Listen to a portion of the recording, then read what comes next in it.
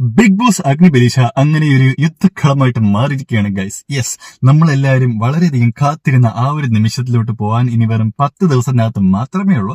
അതിന് മുന്നേ തന്നെ ഈ പറയുന്ന ഒരു അഗ്നിപരീക്ഷ എന്ന് പറയുന്നത് ഇപ്പൊ ഒരു യുദ്ധക്കളമാണ്. കാരണം എന്താണെന്ന് വെച്ച് കഴിഞ്ഞാൽ 40 പേരുണ്ടായിരുന്നപ്പോഴേക്കും വളരെ ഡീസന്റ് ആയിട്ടും വളരെ അടിപൊളിയായിട്ട് കളിച്ചുകൊണ്ടിരുന്ന ഗെയിം 12 പേരായപ്പോഴേക്കും ഗെയിം കംപ്ലീറ്റ്ലി മാറിയിട്ടുണ്ട്. കാരണം ഇവർ കൊടുക്കുന്ന ടാസ്കുകളൊക്കെ ഒരു റീസൺ ആണ്. നമ്മൾ ഈ 40 പേരായിരുന്നപ്പോഴേക്കും പരസ്പരം അങ്ങോട്ടും ഇങ്ങോട്ടും ഒക്കെ വിളിച്ച് എക്സ്പോസ് ചെയ്യാനുള്ള ഒരു ചാൻസും കാര്യങ്ങളൊക്കെ വളരെ കുറച്ചേ ഉണ്ടായിരുന്നുള്ളൂ. എന്നാൽ ഇപ്പൊ 12 പേരായപ്പോഴേക്കും അവർ ദിവസം ഡെയിലി ഇപ്പൊ ആ ചാൻസ് കൊടുക്കുന്നുണ്ട്. ഓരോ കണ്ടസ്റ്റൻസിനെ വിളിച്ച ശേഷം അവർക്ക് അങ്ങോട്ട് എക്സ്പോസ് ചെയ്യാം, ഇവർക്ക് ഇങ്ങോട്ട് എക്സ്പോസ് ചെയ്യാം, ജഡ്ജസിന് വേണമെങ്കിൽ അവർ എക്സ്പോസ് ചെയ്യാം, അങ്ങനെയൊക്കെ പറഞ്ഞ് ഒരുപാട് രീതിയിലുള്ള പല ടാസ്കുകളും കൊണ്ട് കൊടുത്തിട്ടുണ്ട്. ആൻഡ് ഈ ടാസ്കുകളൊക്കെ കളിക്കുമ്പോഴേക്കും എനിക്കിപ്പോ മനസ്സിലായ കാര്യം എന്താണെന്ന് വെച്ച് കഴിഞ്ഞാൽ ഇത്രയും ദിവസം കണ്ടതൊന്നും ടാസ്കുകളും അല്ല ഗെയിമും അല്ല. ഇന്നലെയും ഇന്നും കണ്ട കാര്യങ്ങളാണ് ആക്ച്വലി യഥാർത്ഥ ടാസ്കും ഗെയിം എന്ന് പറയുന്നത്.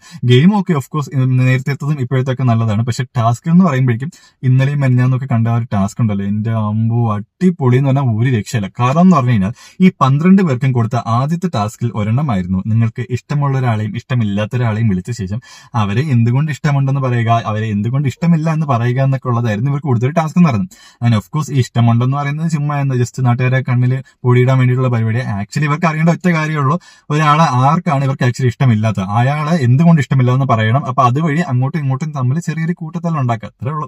വേറെ ദുരുദ്ദേശമൊന്നുമില്ല അവർക്ക്. അപ്പം എന്തായാലും അതായിരുന്നു പരിപാടി നടന്നത്. അപ്പം ഈ ടാസ്ക് തുടങ്ങിയപ്പോഴേക്കും എന്താ നടന്നതെന്ന് വെച്ച് കഴിഞ്ഞാൽ ആരൊക്കെ വന്നിട്ട് ബാക്കിയുള്ളവരൊക്കെ പിടിച്ച് എക്സ്പോസ് ചെയ്യാൻ വേണ്ടി ശ്രമിച്ചു. അപ്പം എക്സ്പോസ് ചെയ്യാൻ വേണ്ടി ശ്രമിച്ചപ്പോൾ ചിലരുടെ ശ്രമങ്ങൾ ഫലമായിട്ടുണ്ട്, അല്ലെങ്കിൽ ചിലരുടെ ശ്രമങ്ങൾ സക്സസ് ആയിട്ടുണ്ട്, ചിലരുടെ ശ്രമങ്ങൾ ദയനീയമായി പരാജയപ്പെട്ടിട്ടുണ്ട്. എന്നാൽ മറ്റു ചിലരുടെ ശ്രമങ്ങളാവട്ടെ ജഡ്ജസ് എല്ലാവരും കൂടെ അടിച്ച് പൊളിച്ചങ്ങ് കൊടുത്തിട്ടുണ്ട്. അപ്പം ആക്ച്വലി ഇപ്പൊ ഒരാൾ വന്ന ശേഷം മറ്റൊരാളെ എക്സ്പോസ് ചെയ്യാൻ ശ്രമിക്കുമ്പോഴേക്കും അവർ 3 കാര്യങ്ങൾ ശ്രദ്ധിക്കണം. ഒന്നാമത്തെ കാര്യം എന്ന് പറയുന്നത് അവരുടെ വായിൽ നിന്ന് ഒന്നും വീഴാൻ പാടില്ല. കാരണം അവരുടെ വായിൽ നിന്ന് എന്തെങ്കിലും ഒരു ചെറിയ കാര്യം കിട്ടിക്കഴിഞ്ഞാൽ ജഡ്ജസ് അതിനെ പിടിച്ചു കീറും, അവരെ വലിച്ചു കീറി വെക്കും, അതിൽ യാതൊരു സംശയമില്ല. ഇനി രണ്ടാമത്തെ കാര്യം എന്ന് പറഞ്ഞാൽ ഈ പറയുന്ന ആള് തിരിച്ച് എക്സ്പോസ് പറയുന്ന ആൾ, ഇപ്പൊ ഞാനൊരാളെ ഇഷ്ടമില്ല എന്ന് പറയുകയാണെങ്കിൽ ആ ഇഷ്ടമില്ല എന്ന് പറയുന്ന ആൾക്ക് അവിടെ നിന്ന് എന്നെ കൗണ്ടർ ചെയ്യാനുള്ള ഒരു ചാൻസും കൂടെ ഉണ്ട്.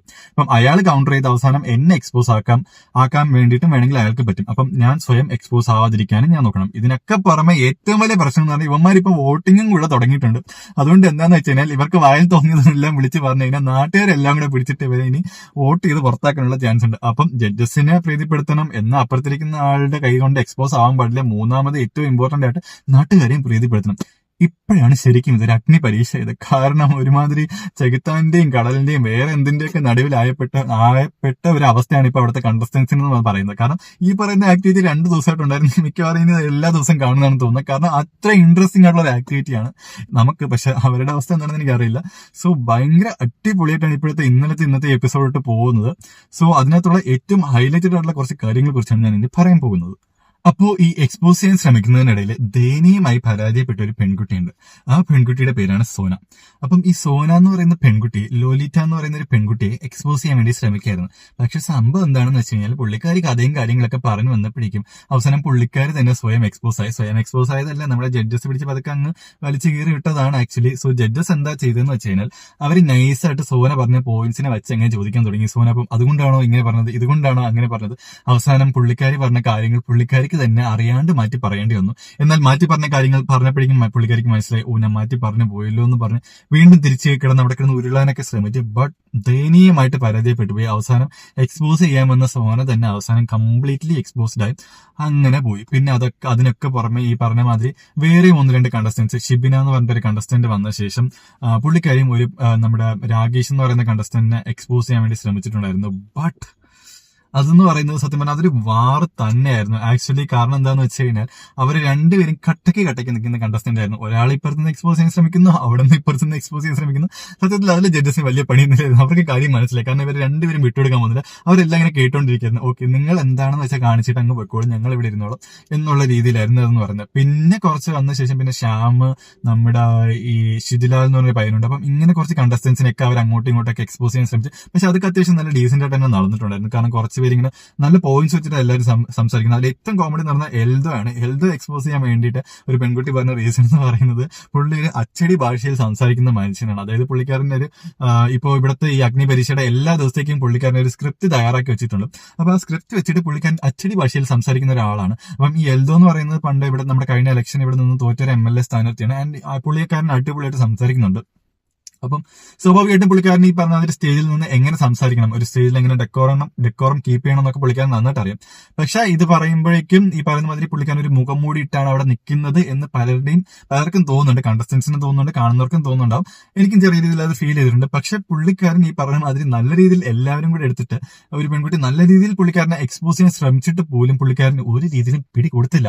അതാണ് കഴിവെന്ന് പറയുന്നത്. അവർ നല്ല രീതിയിൽ പുള്ളിക്കാരനെ പ്രൊവോക്ക് ചെയ്യാൻ ശ്രമിക്കുന്നുണ്ട്, അതൊക്കെ ചെയ്യാൻ ശ്രമിക്കുന്നുണ്ട്. പുള്ളിക്കാരൻ എല്ലാം കേട്ട് ഇങ്ങനെ ചിരിച്ചുകൊണ്ടിരിക്കുക, നിങ്ങൾ ചെയ്തോളൂ. അവസാനം പുള്ളിക്കാരിക്ക് ഈ എന്ത് ചെയ്തിട്ടും ഒരു ഇതും കിട്ടുന്നില്ലെന്ന് പറഞ്ഞപ്പോഴേക്കും പുള്ളിക്കാരി തന്നെ അങ്ങ് പൊട്ടിത്തെറിച്ച് അവസാനം എക്സ്പോസ് ചെയ്യാൻ ശ്രമിച്ച ആളാണ്. അങ്ങനെ ഈ പറയുന്ന മാതിരി ഒരുപാട് കേസിൽ ഇതുപോലത്തെ കുറെ സംഭവം നടന്നിട്ടുണ്ട്. എക്സ്പോസ് ചെയ്യാൻ ശ്രമിക്കുന്നു, അവസാനം സ്വയം എക്സ്പോസ് ആവുന്നു, അവിടെ നിന്ന് ഇറങ്ങി പോകുന്നു.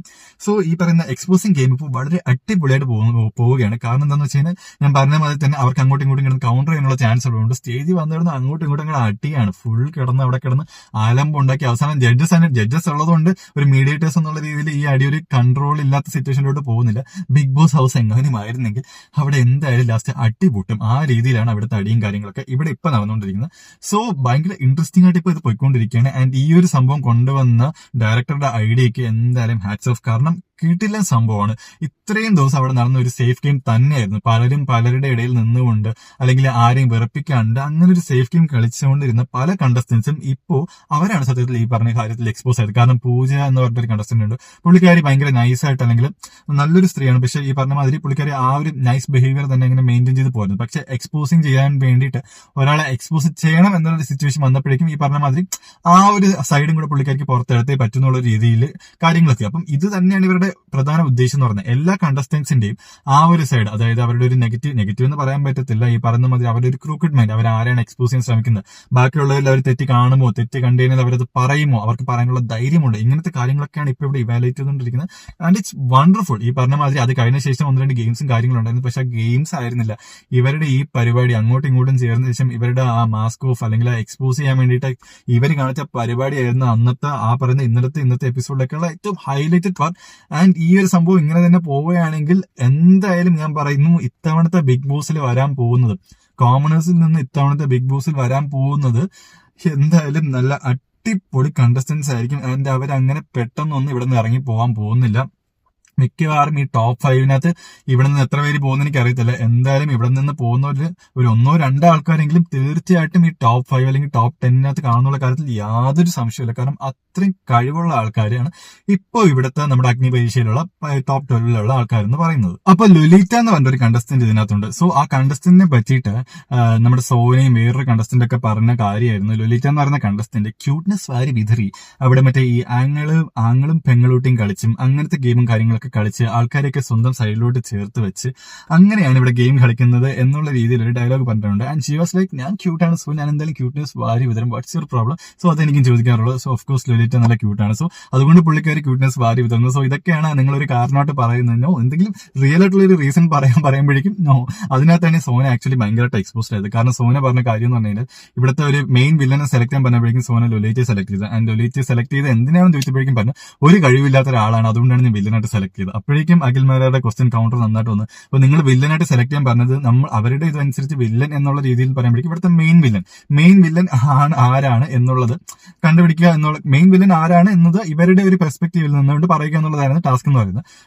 But she was like okay ഞാനാണ് ഇത് ഈ പറഞ്ഞ മാതിരി ലൊലീറ്റ എന്ന് പറയുന്നത് ഏറ്റവും കഴിവ് കുറഞ്ഞൊരു വില്ലനാണ്, അതുകൊണ്ടാണ് ഞാൻ ലൊലീറ്റയെ വില്ലനായിട്ട് സ്വീകരിച്ചത് എന്നുള്ള രീതിയിൽ പറഞ്ഞു. അപ്പൊ അങ്ങനെയാണെങ്കിൽ നിങ്ങൾ എങ്ങനെ ഈ ടാസ്ക് നിങ്ങൾ പരാജയപ്പെട്ടില്ല എന്ന് ചോദിച്ചപ്പോഴേക്കും നൈസായിട്ട് സോന ഒന്ന് പ്ലേറ്റ് മാറ്റാൻ നോക്കി. അല്ല ലൊലീറ്റ കഴിവുണ്ടോ ഇല്ലേ എന്നുള്ള രീതിയിൽ, അല്ലെങ്കിൽ completely she was confused. And പുള്ളിക്കാരി എന്തൊക്കെ പറഞ്ഞുകൊണ്ടിരിക്കുകയാണ്. കാര്യം ഇത്രയേ ഉള്ളൂ, ലൊലീറ്റയ്ക്ക് കുറച്ച് കഴിവുണ്ട് എന്നുള്ള രീതിയിൽ പുള്ളിക്കാരിക്ക് അംഗീകരിക്കാൻ ഒട്ടും പറ്റുന്നില്ല. ആ ഒരു സംഭവമായിരുന്നു എനിക്ക് അവിടെ കാണാൻ പറ്റിയത്. ആൻഡ് അതുകൊണ്ട് തന്നെ പുള്ളിക്കാരി ഭയങ്കരമായിട്ട് അവിടെ എക്സ്പോസ്ഡ് ആവുകയും ചെയ്തു. അത് മാത്രമല്ല പുള്ളിക്കാരി പറഞ്ഞ പോയിന്റ്സ് എല്ലാം ബാക്ക് ഫയർ ചെയ്തു. സോ ലാസ്റ്റ് പുള്ളിക്കാരിക്ക് തന്നെ കൈൻഡ് ഓഫ് ഇൻഡയറക്ട്ലി അക്നോളജ് ചെയ്യേണ്ടി വന്നു. അതെ ലൊലീറ്റ നല്ലൊരു കണ്ടസ്റ്റന്റ് ആണ്, അല്ലെങ്കിൽ ലൊലീറ്റ ഒരു പവർഫുൾ കണ്ടസ്റ്റന്റ് ആണ് എന്ന് പുള്ളിക്കാരിക്ക് തന്നെ ഇൻഡയറക്ട്ലി പറയേണ്ടി വന്നു. എക്സ്പോസ് ചെയ്യാൻ വന്ന ആൾ തന്നെ അവിടെ എക്സ്പോസ് ആയി വീഴുകയാണ് ഉണ്ടായത്. ആൻഡ് ഇത് പറഞ്ഞപ്പോഴാണ് ഓക്കെ എനിക്കും തീർച്ചയായിട്ടും ഈ പറഞ്ഞ മാതിരി ലൊലീറ്റയുടെ ടാസ്കുകളെ കുറിച്ച് ഞാൻ ജസ്റ്റ് ഒന്ന് നോക്കിയിട്ടുണ്ടായിരുന്നു. അപ്പം ഇത്രയും ദിവസം ഈ 12 ദിവസത്തെ ടാസ്കുകളും കാര്യങ്ങളൊക്കെ നോക്കുമ്പോഴേക്കും ആദ്യം ഇടയ്ക്ക് ഒരു ഇൻഫിനിറ്റി പെന്നിന് പുള്ളിക്കാരി കിട്ടിയിട്ടുണ്ടായിരുന്നു. അങ്ങനെ ആദ്യത്തെ ടാസ്ക് മുതൽ ടാസ്കുകളെല്ലാം ഭയങ്കര എക്സലന്റ് ആയിട്ടാണ് പുള്ളിക്കാരി പെർഫോം ചെയ്യുന്നത്. ഇന്നലത്തെ ഒരു ടാസ്കിൽ ഇന്നലത്തെ 2 ടാസ്കുകൾ ഉണ്ടായിരുന്നു. അപ്പം ആ ഒരു ടാസ്കിനകത്ത് ലൊലീറ്റ ക്യാപ്റ്റനായിട്ടാണ് വന്നത്. അപ്പം അതിനകത്ത് അപ്പുറത്തെ സൈഡിലും പുള്ളിക്കാരുടെ പേര് ഞാൻ ഓർക്കുന്നില്ല, 2 ടീമുകളുണ്ടായിരുന്നു. ഒന്ന് ലൊലീറ്റയുടെ ടീമും അപ്പുറത്തെ വേറൊരു പുള്ളിക്കാരുടെ ടീമുമായിരുന്നു ഉണ്ടായിരുന്നു. സോ എന്താ സംഭവം എന്ന് വെച്ച് കഴിഞ്ഞാൽ അവരൊരു ഇമേജ് അവിടെ കാണിക്കും. അപ്പം ആ ഇമേജിലുള്ള കാര്യങ്ങളൊക്കെ നിങ്ങൾ പെട്ടെന്ന് ജസ്റ്റ് കുറച്ചൊരു 30 സെക്കൻഡോളം ആ ഇമേജ് അവർ ഡിസ്പ്ലേ ചെയ്യും. അപ്പൊ ആ 30 സെക്കൻഡ് കൊണ്ട് ഇവരുടെ ടീമിലുള്ള ആൾക്കാരെല്ലാവരും തന്നെ ഈ ഇമേജ് കറക്റ്റ് ആയിട്ടൊന്ന് മെമ്മറൈസ് ചെയ്യണം. അപ്പൊ അതിനുശേഷം ആ ഇമേജ് ബേസ് ചെയ്ത് കുറച്ച് ക്വസ്റ്റ്യൻസ് ചോദിക്കും. ആൻഡ് ആ ക്വസ്റ്റ്യൻസിന്റെ ആൻസർ പറയണം എന്നുള്ളതായിരുന്നു ടാസ്ക് എന്ന് പറയുന്നത്. സോ ലുലിറ്റിയുടെ ടീം അത് ഭയങ്കര അടിപൊളിയായിട്ട് തന്നെ ചെയ്തു. അവരുടെ സ്കോർ എന്ന് പറയുന്നത് എനിക്ക് തോന്നുന്നത് 9-2 എങ്ങാണ്ടായിരുന്നു അവർ ജയിച്ചത്. അതിന്റെ അപ്പുറത്ത് നിന്ന് ടീം എന്ന് പറഞ്ഞാൽ അത് ദയനീയമായിട്ടായിരുന്നു പരാജയപ്പെട്ടത്. സോ ഈ പറഞ്ഞ മാതിരി പുള്ളിക്കാർ ക്യാപ്റ്റൻ ആയതുകൊണ്ട് തന്നെ പുള്ളിക്കാർക്ക് എന്തൊക്കെ ഐഡിയ ഉണ്ടായിരുന്നു, എങ്ങനെ അവർ ശ്രദ്ധിക്കണം, എങ്ങനെ അവർ പഠിക്കണം, ഓരോ ക്വാർട്ടറിന്റെ ഡിവൈഡ് ചെയ്ത് കറക്റ്റ് ആയിട്ട് ഒരു പ്ലാനിൽ തന്നെ അത് എക്സിക്യൂട്ട് ചെയ്തു. അതുപോലെ തന്നെ അടുത്ത ടാസ്ക് എന്ന് പറയുന്നത് ഫിസിക്കൽ ടാസ്ക് ആയിരുന്നു. ഒരു നടുക്കൊരു റെഡ് കളർ സർക്കിൾ വരച്ച ശേഷം ഒരു കയറിന് ചുറ്റും നിന്നുകൊണ്ട് കയറിൽ നിന്ന് പിടിവിടാണ്ട് കയറിന് ചുറ്റും നിൽക്കുന്ന ആൾക്കാരെ വലിച്ച റെഡ് സർക്കിളിലോട്ട് കൊണ്ടുവരിക എന്നുള്ളതായിരുന്നു ടാസ്ക്. നിന്ന് പ്യൂർലി ഒരു ഫിസിക്കൽ ടാസ്ക് ആയിരുന്നു. അതിലൊരു പെൺകുട്ടികളും ജയിക്കില്ല എന്നുള്ളത് ഏകദേശം എല്ലാവർക്കും ഉറപ്പായിരുന്നു. കാരണം നല്ല ഹാൻഡ് പവറും നല്ല സ്റ്റാമിനയും കാര്യങ്ങളൊക്കെ ഉള്ളവർക്ക് മാത്രമേ അവിടെ പിടിച്ച് നിൽക്കാൻ പറ്റുമായിരുന്നുള്ളൂ. അത്യാവശ്യം ഒരുപാട് ബോയ്സും കാര്യങ്ങളുണ്ട്. ഇപ്പൊ ഈ 12 പേരിൽ തന്നെ ഒരുപാട് ആണുങ്ങളുണ്ട്. അവർ അത്യാവശ്യം നല്ല ഫിസിക്കും കാര്യങ്ങളും ഉള്ളവരാണ്. അപ്പൊ എന്തായാലും ഗേൾസിന് അത് ഇച്ചിരി പാടാണെന്ന് നമുക്കറിയാം. ബട്ട് സ്റ്റിൽ ലൊലീറ്റ ഭയങ്കരമായിട്ടും ഫൈറ്റ് ചെയ്തു. ആൻഡ് ഫൈറ്റ് ചെയ്ത് അവസാനത്തെ എനിക്കൊന്ന് അഫ്നിയാസിന് തൊട്ട് മുന്നെയാണ് ലൊലീറ്റ ഔട്ട് ആവുന്നത്. സോ അതൊരു അടിപൊളിയായിട്ട് തന്നെ കളിച്ചു, നല്ല രീതിയിൽ തന്നെ കളിച്ചു. ഇടയ്ക്കിടയ്ക്ക് പുള്ളിക്കാരി ഔട്ടാക്കാൻ നോക്കിയെങ്കിലും പുള്ളിക്കാരി എന്റെ മുകളിൽ കൂടെ ചാടിയും ഓടിയൊക്കെ നല്ല രീതിയിൽ തന്നെ നിന്നു. അപ്പം ടാസ്ക് ബേസ് ചെയ്ത് നോക്കുകയാണെങ്കിൽ തീർച്ചയായിട്ടും നല്ല രീതിയിൽ തന്നെ കളിക്കുന്ന ഒരു പെൺകുട്ടിയാണ്. ആൻഡ് അതുപോലെ തന്നെ ഈ പറഞ്ഞ മാതിരി പല കാര്യങ്ങളും വ്യക്തമായിട്ടുള്ള ഒരു നിലപാടും കാര്യങ്ങളുണ്ട്. അപ്പം അതാണ് ഈ പറഞ്ഞ ഒരു പെൺകുട്ടിയെ കുറിച്ച് എനിക്ക് പറയാനുള്ളത്. അത് മാത്രമല്ല നമുക്കറിയാം അതിനകത്ത് തന്നെ ഷിജിലാൽ എന്ന് പറഞ്ഞ പയ്യനുണ്ട്. സോ പുള്ളിക്കാരൻ എന്ന് പറഞ്ഞാൽ ഈ അത്യാവശ്യം ഭയങ്കര നൈസായിട്ടുള്ള ഒരു മനുഷ്യനാണ്. എന്ന് വെച്ചാൽ ഈ എല്ലാ ടാസ്കുകളിലും ഈ പറഞ്ഞ മാതിരി ടാസ്കുകൾ പുള്ളിക്കാരൻ എല്ലാത്തിലും ഭയങ്കര കിടിലായിട്ട് ചെയ്തിട്ടില്ലെങ്കിൽ പോലും പറ്റുന്ന ടാസ്കുകളെല്ലാം കിടിലായിട്ട് തന്നെ ചെയ്തിട്ടുണ്ട്. ഭയങ്കര റോ ആണ് പുള്ളിക്കാരൻ. അവിടെ വന്നിരിക്കുന്ന എല്ലാവരും ആക്ച്വലി എന്തെങ്കിലുമൊക്കെ കാര്യങ്ങൾ, അതായത് അവര് എങ്ങനെയെങ്കിലും ഞാൻ ഇങ്ങനെയാണ് അല്ലെങ്കിൽ ഞാൻ അങ്ങനെയാണ് എന്നുള്ള എന്തെങ്കിലുമൊക്കെ കാര്യങ്ങൾ അവരവിടെ കാണിക്കാൻ വേണ്ടി ശ്രമിക്കുന്നുണ്ട്. അത് അവർ ഒരിക്കലും അവരുടെ തെറ്റായിട്ട് പറയുന്നില്ല. തീർച്ചയായിട്ടും ബിഗ് ബോസ് എന്ന് പറയുന്ന ഒരു പ്ലാറ്റ്ഫോമിനകത്തോട്ട് പോകണമെങ്കിൽ അവർക്ക് എന്തായാലും കുറെ കാര്യങ്ങളൊക്കെ അവർക്ക് ഇങ്ങനെ പുറത്ത് കാണിച്ചേ പറ്റുള്ളൂ. അവര് ചിലപ്പോൾ അത് അവരുടെ സ്വന്തം സ്വഭാവമായിരിക്കും, അല്ലെങ്കിൽ അവർ ജസ്റ്റ് ഈ പറയുന്നൊരു പ്ലാറ്റ്ഫോമിൽ അറ്റൻഷൻ കിട്ടാൻ വേണ്ടി കാണിക്കുന്നതായിരിക്കും. എന്തായാലും കുറച്ച് കാര്യങ്ങൾ കാണിക്കാൻ പറ്റില്ല. പക്ഷെ ഇതൊന്നും കാണിക്കണ്ട. താൻ എങ്ങനെയാണോ അതുപോലെ തന്നെ നിന്നാൽ മതി, താൻ അതുപോലെ നിൽക്കുള്ളൂ, നിങ്ങൾക്ക് വേണമെങ്കിൽ എന്നെ സെലക്ട് ചെയ്യാം എന്നുള്ള രീതിയിൽ പറയുന്ന ആ ഒരു രീതിയിൽ, അതായത് ഞാൻ എങ്ങനെയാണോ ആ ഒരു രീതിയിൽ മാത്രമേ ഞാൻ നിൽക്കുള്ളൂ, നിങ്ങൾ വേണമെങ്കിൽ എന്നെ സെലക്ട് ചെയ്താൽ മതി. അപ്പം ആ ഒരു മെന്റാലിറ്റി അല്ലെങ്കിൽ ആ ഒരു ഐഡിയയിൽ നിൽക്കുന്ന 1-2 ആൾക്കാരുണ്ട്. അപ്പം അതിൽ വളരെ കുറച്ച് നിൽക്കുന്ന ഒരാളാണ് ഈ ഷിജിലാൽ എന്ന് പറയുന്നത്. അപ്പം ഈ ഷിജിലാലിന്റെ ഈ പറയുന്ന ഗെയിം നിങ്ങൾ നോക്കുകയാണെങ്കിൽ പുള്ളിക്കാരൻ ഈ പറഞ്ഞ മാതിരി ഞാൻ പറഞ്ഞ മാതിരി ഭയങ്കര റോ ആയിട്ട് നിൽക്കുന്ന ഒരാളാണ്. അപ്പം അതുകൊണ്ട് തന്നെ പുള്ളിക്കാരനെ എല്ലാവർക്കും ഭയങ്കര ഇഷ്ടമാണ്. ചിലർക്ക് ഇഷ്ടം ഇല്ലാത്ത ആൾക്കാരുണ്ട്. ബട്ട് ഈ പറഞ്ഞ മാതിരി പുള്ളിക്കാരൻ ഒന്നും അഭിനയിക്കുന്നില്ല, പുള്ളിക്കാരൻ ഒന്നും ആക്ട് ചെയ്യുന്നില്ല. നൈസായിട്ട് അവിടെ നിന്നുകൊണ്ട് ഓക്കെ ഞാൻ ഇങ്ങനെയാണ്, എനിക്ക് ഇങ്ങനെ നിൽക്കാൻ പറ്റുള്ളൂ, ഇങ്ങനത്തെ ഇമോഷൻസ് ഒക്കെ എനിക്കുള്ളൂ, ഞാൻ ഇതൊക്കെ പുറത്ത് കാണിക്കും, ഞാൻ ഇതൊക്കെ കാണിക്കും, നിങ്ങൾക്ക് വേണമെങ്കിൽ എന്റെ കൂടെ നിന്നാൽ മതി, നിങ്ങൾ വേണമെങ്കിൽ എന്നെ ഇഷ്ടപ്പെട്ടാൽ മതി, ഇനി എന്നെ ഈ പറഞ്ഞ മാതിരി ബിഗ് ബോസ് ഹൗസിന്റെ അഗ്നി പരീക്ഷ പുറത്താക്കിയാലും ഒരു പ്രശ്നമില്ല എന്നുള്ള ഒരു ആറ്റിറ്റ്യൂഡ് നിൽക്കുന്ന മനുഷ്യനാണ് ഷിജിലാൽ എന്ന് പറയുന്നത്. സോ ഇവർ രണ്ടുപേരാണ് എന്റെ ആക്ച്വലി ഇതിനകത്തുള്ള ഫേവറേറ്റ് കണ്ടസ്റ്റൻസ് എന്ന് പറയുന്നത് ഇപ്പോഴത്തെ ഒരു ഇത് വെച്ച്. പിന്നെ ഈ പറഞ്ഞ മാതിരി നമ്മുടെ ഷാമോൻ അങ്ങനെ പിന്നെ വേറെ 1-2 ആൾക്കാരൊക്കെ ഉണ്ട്. അപ്പം അവർക്ക് അത്യാവശ്യം കൊള്ളാം. എന്നാലും പിന്നെ നമ്മുടെ രാകേഷ് ചേട്ടൻ, പുള്ളിക്കാരനെ കുറിച്ച് പറഞ്ഞെങ്കിൽ ഭയങ്കര മോശമായി പോകും. രാകേഷ് ചേട്ടൻ എന്ന് പറഞ്ഞാൽ അങ്ങ് എനിക്ക് ഉറപ്പാണ് ഈ ഇത്തവണത്തെ ഇതിന്റെ ഒരു പ്രൊഡിക്ഷൻ ആയിട്ട് തന്നെ നിങ്ങൾ കണ്ടോളൂ. ഇത്തവണത്തെ അഗ്നി പരീക്ഷയിൽ ഈ പറയുന്ന 12 കണ്ടസ്റ്റൻസിൽ നിന്ന് ആരൊക്കെ പോകുന്നു എനിക്ക് ഒരു ഐഡിയ ഇല്ല. പക്ഷെ രാകേഷ് ചേട്ടൻ ഉറപ്പായിട്ടും ഈ പറയുന്ന ബിഗ് ബോസ് ഹൗസിനകത്ത് പോയിരിക്കും. അതിലെനിക്ക് യാതൊരു സംശയമില്ല. കാരണം പുള്ളിക്കാരൻ അതിനകത്ത് പോകാൻ പറ്റില്ലെങ്കിൽ ഈ പറയുന്ന അഗ്നി പരീക്ഷ ഇന്നത്തെ സീസൺ അല്ലെങ്കിൽ ഈ ഒരു സീസണോട് അങ്ങ് നിർത്തുന്നതായിരിക്കും നല്ലത്. കാരണം അത്രയും അടിപൊളി മനുഷ്യനാണ്, അത്രയും കീടിലായിട്ട് സംസാരിക്കുന്നുണ്ട്, കീടിലും ഭയങ്കര വൈബുള്ള ഒരു മനുഷ്യനാണ്. അങ്ങനെയൊക്കെ ബിഗ് ബോസ് ഹൗസിനകത്ത് വന്നു കഴിഞ്ഞാൽ തീർച്ചയായിട്ടും ടോപ്പ് 5 എത്തുമെന്നുള്ള കാര്യത്തിൽ ടോപ്പ് 5 എന്നല്ല, ഒരു potential Bigg Boss winner material തന്നെയാണ് ഈ പറയുന്ന നമ്മുടെ രാകേഷ് ചേട്ടൻ എന്ന് പറയുന്നത്. സോ പുള്ളിക്കാരൻ ഇതിനകത്ത് വരട്ടെ എന്ന് തന്നെ ഞാൻ നല്ല രീതിയിൽ ആഗ്രഹിക്കുന്നു. അതുപോലെ തന്നെയാണ് ഞാൻ നേരത്തെ പറഞ്ഞ ഷിജിലാല്, ലൊലീറ്റ, പിന്നെ ഷാമോൻ, അങ്ങനെ കുറച്ച് നല്ല കുറെ കണ്ടസ്റ്റൻസും കാര്യങ്ങളുണ്ട്. ഇതൊക്കെ പറയുമ്പോഴേക്കും ഇതിനകത്ത് വേറെയും കുറച്ച് ആൾക്കാരുണ്ട്. ഈ പറയുന്ന മാതിരി ഇപ്പോഴും ഈ ടോപ്പ് 12 ആയിട്ട് പോലും ആക്ച്വലി ഞാൻ പറഞ്ഞു ഈ ടോപ്പ് 40 ഇതിനെക്കാളും നല്ല അടിപൊളി ആൾക്കാർ ഒരുപാട് പേരുണ്ടായിരുന്നു. ബിഗ് ബോസ് മെറ്റീരിയൽ ആയിട്ടുള്ള ആൾക്കാർ തന്നെയാണ്. ബട്ട് അവർക്ക് ഭാഗ്യമില്ല എന്നുള്ളൊരു റീസൺ കൊണ്ട്, ഭാഗ്യമില്ല എന്ന് പറയത്തില്ല, ജഡ്ജസിനെ അവരെ കറക്റ്റായിട്ട് ഐഡന്റിഫൈ ചെയ്യാൻ പറ്റിയില്ല എന്ന് ഞാൻ പറയുള്ളൂ. ആ ഒരു റീസൺ കൊണ്ട് മാത്രം പുറത്തായ ഒരുപാട് സ്ട്രോങ് ആയിട്ടുള്ള കണ്ടസ്റ്റൻസ് ഇതിനകത്തുണ്ട്. സോ ഇപ്പോഴത്തെ ഈ ടോപ്പ് 12 ഈ പറഞ്ഞ മാതിരി കുറച്ച് വീക്കായിട്ടുള്ള കണ്ടസ്റ്റൻസ് ഉണ്ട്. സോ അവരിൽ നിന്നൊക്കെ നമുക്കൊരു ഡിഫറൻസ്, അതായത് അവരിൽ നിന്നൊക്കെ ഏറ്റവും നല്ല കണ്ടസ്റ്റൻസ് തന്നെ ഇതിലോട്ട് വരട്ടെ എന്ന് തന്നെ ഞാൻ ആഗ്രഹിക്കുന്നു. അപ്പോൾ അടുത്ത സ്റ്റെപ്പ് എന്ന് പറയുന്നത് സെപ്റ്റംബർ 5-ാം തീയതിയാണ് ബിഗ് ബോസിന്റെ ലോഞ്ച് ഡേറ്റ് ഒഫീഷ്യലായിട്ട് അവർ അനൗൺസ് ചെയ്തിരിക്കുന്നത്. സെപ്റ്റംബർ 5-ാം തീയതി ബിഗ് ബോസ് ലോഞ്ച് ചെയ്യുന്നതാണ്. അതായത് ഇനി ഏകദേശം 10 ദിവസം മാത്രമേ, 10 ദിവസത്തിനകത്തേ ഉള്ള ബിഗ് ബോസ് ലോഞ്ച് ചെയ്യാൻ വേണ്ടിയിട്ട്. അപ്പം ഈ അഗ്നി പരീക്ഷ എന്ന് പറയുന്ന ഷോ എന്ന് പറയുന്നത് ഏകദേശം ഇനി പോയി കഴിഞ്ഞാൽ മേ ബി ഈ ആഴ്ചയും അല്ലെങ്കിൽ അടുത്ത ആഴ്ച ഒരു പകുതി വരേക്ക് ഈ പറയുന്ന ഒരു ഷോ കാണത്തുള്ളൂ. അപ്പൊ നിങ്ങൾ ഇന്നലത്തെ എപ്പിസോഡൊക്കെ ശ്രദ്ധിച്ചിട്ടുണ്ടെങ്കിൽ നിങ്ങൾക്ക് മനസ്സിലാവും ഇന്നലെ ഇന്നൊന്നും എവിക്ഷൻ ഉണ്ടായിരുന്നില്ല. കാരണം എന്താണെന്ന് വെച്ച് കഴിഞ്ഞാൽ ഇപ്പൊ ഒരു 4 പേര് വെച്ച് എവിക്ട് ചെയ്തുകൊണ്ട് തന്നെ ഈ പറഞ്ഞത് മാതിരി ഇപ്പൊ ആകെ 12 പേരെ ബാക്കിയുള്ളൂ. അപ്പം ഇനി ഇതിൽ നിന്ന് എന്തായാലും 4 പേര് വെച്ചവർക്ക് എവിക്ട് ചെയ്യാൻ പറ്റത്തില്ല. കാരണം 4 പേര് വെച്ച് എവിക്ട് ചെയ്താൽ 2 ദിവസം കൊണ്ട് 8 പേര് പോകും. പിന്നെ ആകെ 4 പേരേ ഉള്ളൂ. അപ്പൊ അവരെ വെച്ച് പിന്നെ ഗെയിം കളിക്കാനും പറ്റത്തില്ല. സോ ഇപ്പൊ അവരെന്താ ചെയ്യുന്നതെന്ന് വെച്ച് കഴിഞ്ഞാൽ മാക്സിമം ഈ 12 പേരെ ഇങ്ങനെ പതുക്കെ മിക്കവാറും ഇനി നടക്കാൻ പോകുന്ന വെച്ച് കഴിഞ്ഞാൽ അവരിനി എവിക്ഷൻ നടത്തുന്നുണ്ടെങ്കിൽ തന്നെ 1-2 പേരൊക്കെ മാത്രമേ അവർ പുറത്താക്കത്തുള്ളൂ.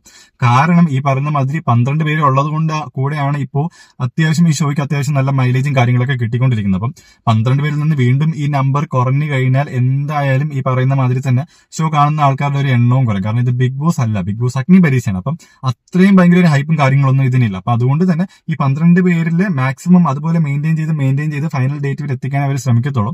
അതിന്റെ അവസാനത്തെ എപ്പിസോഡിലായിരിക്കും മിക്കവാറും ഒന്നുകിൽ 4 പേരെ വെച്ച് 2 എപ്പിസോഡിൽ അവരെ എവിക്ട് ചെയ്യും, അല്ലെങ്കിൽ ഏറ്റവും അവസാനത്തെ എപ്പിസോഡിലായിരിക്കും ഈ പറയുന്ന മാതിരി ലാസ്റ്റ് 4 അവരെ എവിക്ട് ചെയ്യുന്ന. മിക്കവാറും ബിഗ് ബോസ് ഹൗസിനകത്തോട്ട് പോകാൻ പോകുന്നത് ഏകദേശം ഒരു ടോപ്പ് 5 അല്ലെങ്കിൽ ടോപ്പ് 4 ആയിരിക്കും. അല്ലെങ്കിൽ മേ ബി വളരെ റെയർ ചാൻസ് ഉള്ളൂ, വളരെ റെയർ ആയിട്ട് ചിലപ്പോൾ അവരത് ടോപ്പ് 3 എന്ന് കുറയ്ക്കാൻ സാധ്യതയുണ്ട്. എന്തായാലും ഒരു 3 അല്ലെങ്കിൽ 3 മുതൽ 5 പേര് വരെ ഈ പറയുന്ന അഗ്നിപരീക്ഷയുടെ ഇതിൽ നിന്ന് ബിഗ് ബോസ് ഹൗസിനകത്തോട്ട് പോകും എന്ന് തന്നെയാണ് നമുക്ക് കിട്ടിയിരിക്കുന്ന ഇൻഫർമേഷൻസും കാര്യങ്ങളൊക്കെ വെച്ച് നോക്കുമ്പോൾ മനസ്സിലായിട്ടുള്ളത്. അപ്പം എന്തായാലും ഈ പറയുന്ന മാതിരി തന്നെ ഈ ഷോ എന്ന് പറയുന്നത് ഇപ്പോൾ അത്യാവശ്യം നല്ല ഹിറ്റ് ആയിട്ടുണ്ട്. കാരണം ഇപ്പോഴത്തെ നമ്മുടെ ഹോട്ട്സ്റ്റാറിനകത്ത് നോക്കിയിട്ടുണ്ടെങ്കിൽ മനസ്സിലാവും മലയാളത്തിലെ ഏറ്റവും ടോപ്പ് നമ്പർ 1 ഷോ ആണ് അഗ്നിപരീക്ഷ എന്ന് പറയുന്നത്. ആൻഡ് ഇനിയും അത് നല്ല രീതിയിൽ ഹിറ്റ് ആയിക്കൊണ്ടിരിക്കും. കാരണം ഇത്രയും ദിവസമായിട്ടും ഏറ്റവും ഇൻട്രസ്റ്റിംഗ് ആയിട്ടുള്ള കണ്ടന്റ് 2 ദിവസം കൊണ്ട് നമുക്ക് കിട്ടിയിട്ടുള്ളൂ. ഈ പറയുന്ന മാതിരി ഇവരുടെ അങ്ങോട്ടും ഇങ്ങോട്ടുള്ള ഡിബേറ്റും കാര്യങ്ങളും വന്നപ്പോഴാണ് ഭയങ്കര ഇൻട്രസ്റ്റിംഗ് ആയിട്ടുള്ള കണ്ടന്റും കാര്യങ്ങളൊക്കെ കിട്ടി തുടങ്ങിയത്. അപ്പൊ അത് ഇതൊക്കെ കിട്ടി തുടങ്ങിയിട്ട് വേറെ 2 ദിവസം ആയിട്ടുള്ളൂ.